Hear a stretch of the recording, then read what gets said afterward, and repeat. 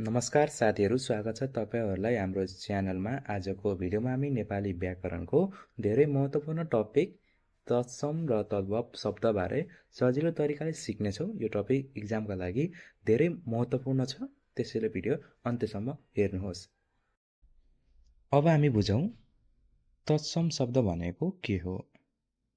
तत्सम शब्द भनेको संस्कृत भाषाबाट कुनै परिवर्तन नभई जस्ताको त्यस्तै नेपालीमा आएका शब्दलाई तत्सम शब्द भनिन्छ। अर्थात् शब्दको रूप चाहिँ परिवर्तन, चेन्ज हुँदैन।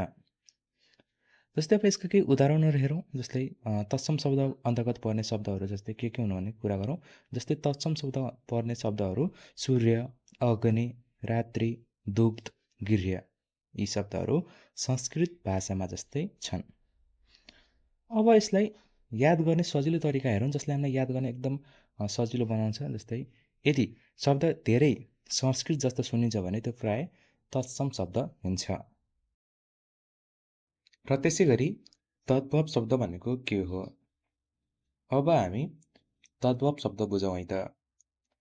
संस्कृत भाषाबाट आएर समयसँगै रूप परिवर्तन भएका शब्दलाई तद्भव शब्द भनिन्छ।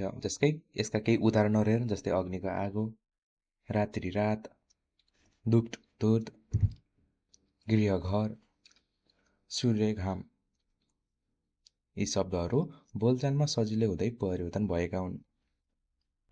हामी तत्सम र तद्भव छुट्याउने सजिलो तरिका सिक्नेछौँ। यहाँ मैले तत्सम र तद्भव शब्द सजिलो तरिकाले छुट्याएको छु। जस्तै तत्सम शब्दहरू अग्नि, रात्रि, गृह, दुग्ध, सूर्य। यी शब्दहरू तत्सम शब्दहरू हुन्। याद राख्नुहोस्, संस्कृत जस्तो देखिने शब्द तत्सम, परिवर्तन भएर बोलिने शब्द तद्भव। जस्तै अग्निको आगो, रात्रिको रात।